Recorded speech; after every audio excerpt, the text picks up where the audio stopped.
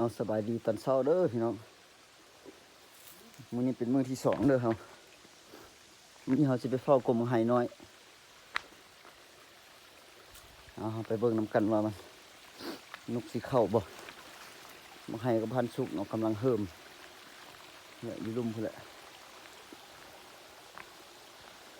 ตอนนี้ก็ประมาณ6 โมงเช้าเนาะมีปลามันหนานแจ้ง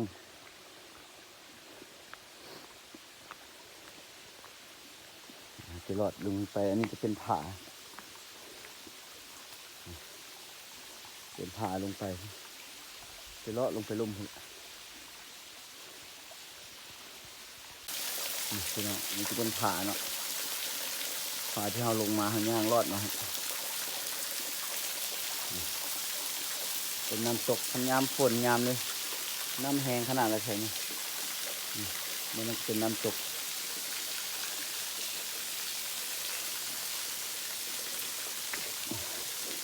งานนี้ก็น้ำก็อยากแห้งละ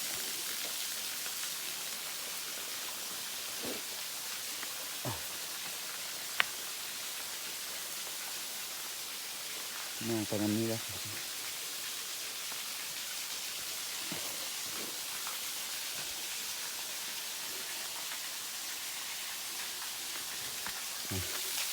มันจะเป็นน้ำตกปลาขาวปลามันก็หลายแล้วนี่มาเจาะเบื้องตอนกลางคืนปลาหลายโหลดคงมากคอยจะพูดนะย่างเลาะลงไปสิอันนี้มันกกไห้เขาจะมายิงเนาะกกบุ้ยใหญ่เนาะกกต่ำๆพี่น้องมากบานสุกดีมากบานสุกดีเถอะขันมาฮอดที่หน้าฟรีงามเลยกกบุ้ยใหญ่เมื่อวานมันยิงนี่ได้18 ตัวตะเลนไม่ได้ทายพี่น้องเบิ่งเดี๋ยวตอนเช้านี่มาลุ้นกันว่ามันสิได้บ่นี่เบิ่งเขาจะมานั่งเนาะเขาจะนั่งอยู่นี่เอาเราลุ้นน้ำกันเนาะพี่น้องมาแล้วพี่น้อง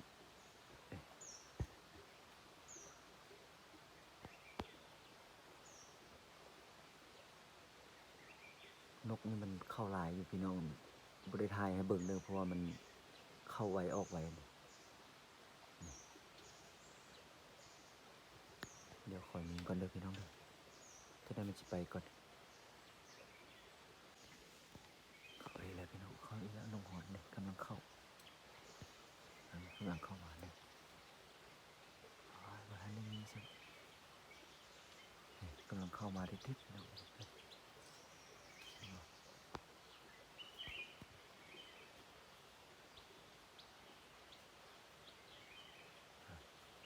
เรามีมิดเริ่มมาเลยนะออกไปแล้ว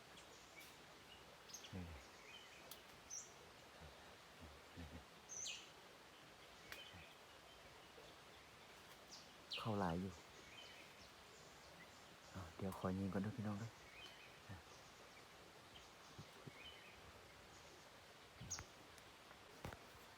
พี่น้องนกเสียวนะพุ่นแต่มันอยู่สูงพุ่นปืนเขายิงบ่ถึงเนาะเอาบ่ได้เอาปืนกล้องมาเสียดายเลยพี่น้อง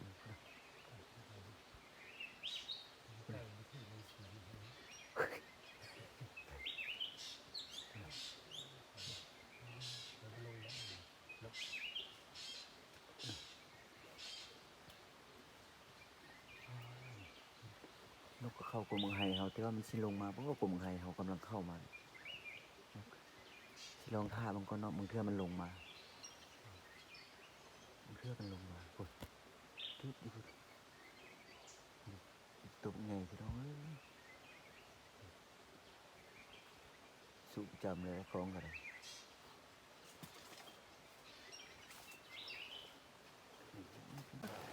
พี่น้องเลยมาสรุปผลงานกันเช้านี้เราสิได้สำเร็จให้กุกน้อยๆนี่ก็บ่แม่นธรรมดาเลยนี่มา2 ตัวยิ่งแล้วลืมเอาแล้วย่างมาเลยไปผ่านเบิดอยู่นี่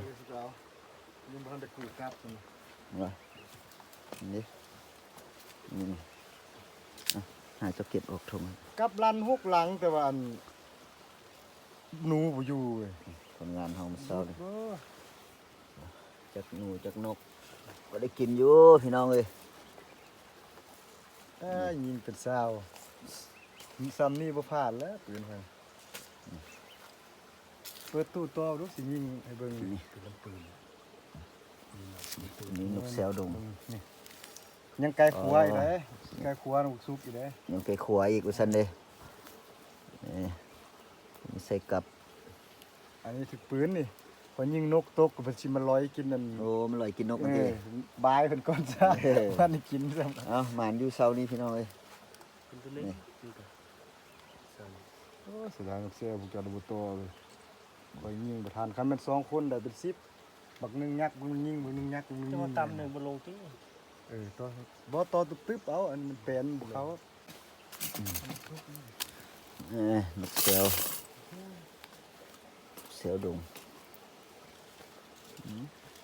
ลูกเขาเขียวกับเข้าอยู่บ่ได้หลายดอก เบิ่งมาสรุปผลงานอีกเทื่อหนึงพี่น้องเอ้ย ยายแม่ยายดีไหม นะ งานมื้อเช้านี่เนาะ เด้ มือทำอิฐ อันนี้ผ่านเพิ่นนั่นเนี่ย มื้ออื่นบ่ ได้ รุ่นกันใหม่ว่าสิได้เท่าไห ตัว ร่ ใหญ่ แกงวง โอ้มื้อนี้ได้ก้อยคักสุดแล้ว อันนี้คือ ก้อยไก่ บุกไก่ครัว โอ้โห งามสุด นี่แหละเอามานำกัน4คนเลยนี่เนาะอันนี้เขาก็เตรียมครัวเงี้ยมื้อนี้สิเฮ็ดก้อยไก่สุกินเด้อพี่น้องเด้อ ดูไว้ได้ได้นี่นะตรงแอง ก้อยไก่ครัวกินข้าวแล้วเฮาก็สิได้เฝ้ากกมากต่อ เพิ่นสร้างซุกเงยหน้าเขาเนาะแม่สร้างทรงให้คนน่ะบุญสูงเบิ่งโอ้เนาะบ่ส่วนกูอีกแล้วแหละนะ ไข่ ทีม โอ้ งานเฮา มั ก็ น ได้ ให้ตัวนั้นหั่น นั่นกำลังสิอุ่น มัน ข้าว มันสุกมันมาตอมมันมาเบิ่งซื่อถ้ามันสุกมึงไม่ให้น่ะนกเข้าบ่ทันนี่บ่ทันมันน่ะเบิ่ง เอามิดเอาเสื้อว่ะหมวกเขาเลยว่ะ ลอยอีกแล้วพี่น้องลั่นปืนอยู่พุ่นหาเบิ่งเด้อมันสิเป็นตัวหยังนี่มันมานำหาตัวนี้เลยนี่ ต้องถึงแห้วอ่ะสิ นี่มันมานำหาตัวนี้ มันเกียมสิลงมากินน้ำพี่น้องเอ้ยเพราะเขามาท่ามันลงมาเห็นมันสองเทื่อแล้ว เป็นสามเรียบร้อย เทื่อที่สามเรียบร้อยพุ่นหิ้วมาแต่พุ่นเลย เมื่อเอาอัน หมานแล้วพี่น้องเอ้ย โอ้เบิ้งดูคนตาบอดทั้งพยัก หิ้วอยู่พุ่นตั้งกีนี่นี่ก็บ่ตอดบ่แตดอย่างเนาะ บอดได้สว มือย รุ่นเดียวกันด้วยนะนี่ออกสบาย นั่น เด็กเห็นบ่พี่น้อง ยาก เดี๋ยวสู้กันบ่กันแนวนั้นละบ่ตีเอานี่แหละพี่น้องเอ้ยเห็นมาสุดหน้านี่เรียบร้อยแล้วเด้อคำลงมาหานะเอาคอนใส่รถมาแล้วพี่น้องเอ้ยนี่ก้อยอย่างเดียวนี่เดี๋ยวเช็ดก้อยสุกินตอนนี้เราก็ครัวแล้วพี่น้องนี่เช็ดแกงบ่เนาะลามใส่บ้างเนาะ หลามใช่บ้าง นี่เขาเช็ดก้อยเด้อนี่ นี่ลวกกันเตี้ยนี่ ซอยเลยแล้วนะ ซอยเลยวะ เอานั่งออกว่ะ ไม่ได้ย่อซะเลยเนาะแกงเนาะ เจ้านั่นเลยไหมปรุงเลยเด้อ เดี๋ยวปูข้างหม้อเลยเนี่ย มาเลย ซีนใหม่สดๆเลย เดี๋ยวมาเขียงนี่เนาะมาคักนะ เขียงธรรมชาติอย่าแล้วเห็นไหม เขียงให้ดูเด้อพี่น้อง เขียงไปดูข้างใน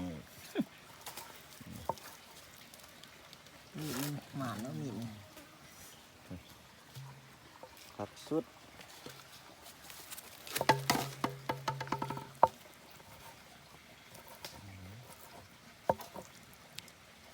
เสียแต่พวกเมียนั่นเนาะ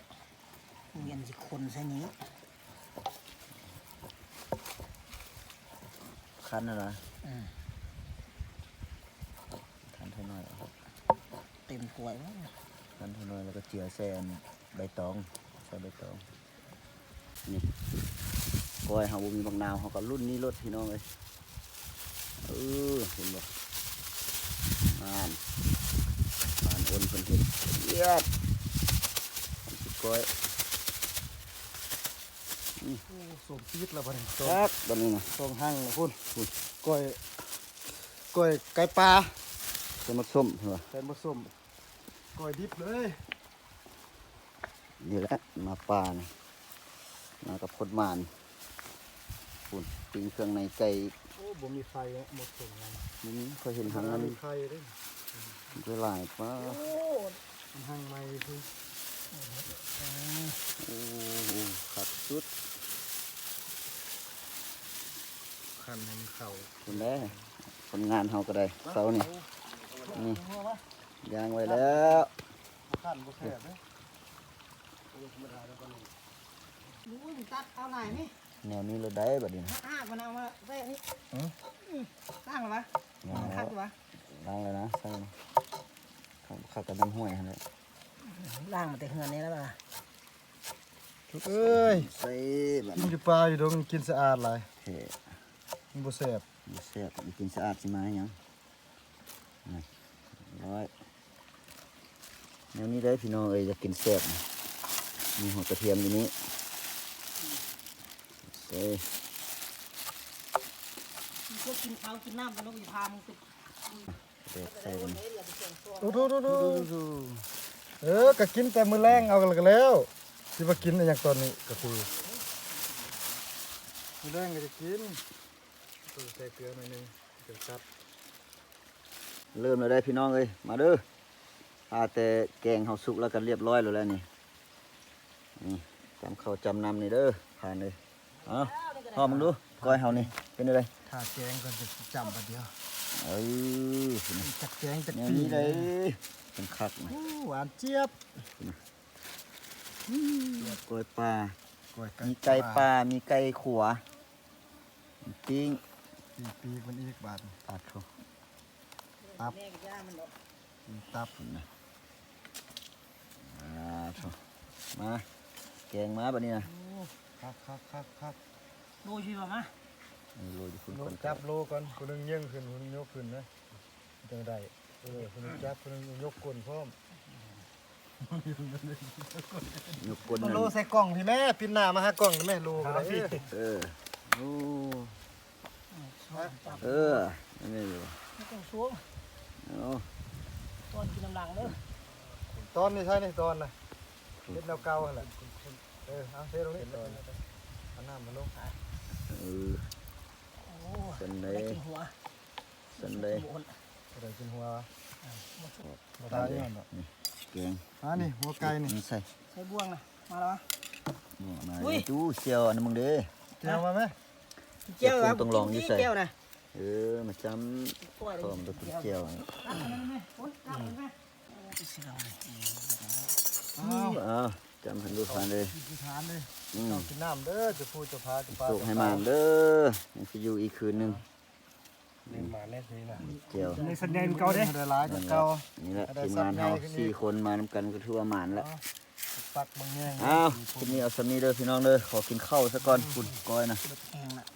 กล้วยปลากล้วยปูปีนอยู่บ่ อืม ฮะกล้วย อ้าวก้อยไก่พี่น้องเอ้ยฝุ่น ทำง่ายๆเลยเนี่ย ผ่านโอนเพิ่นเฮ็ดแนวนั้นล่ะบ่คัก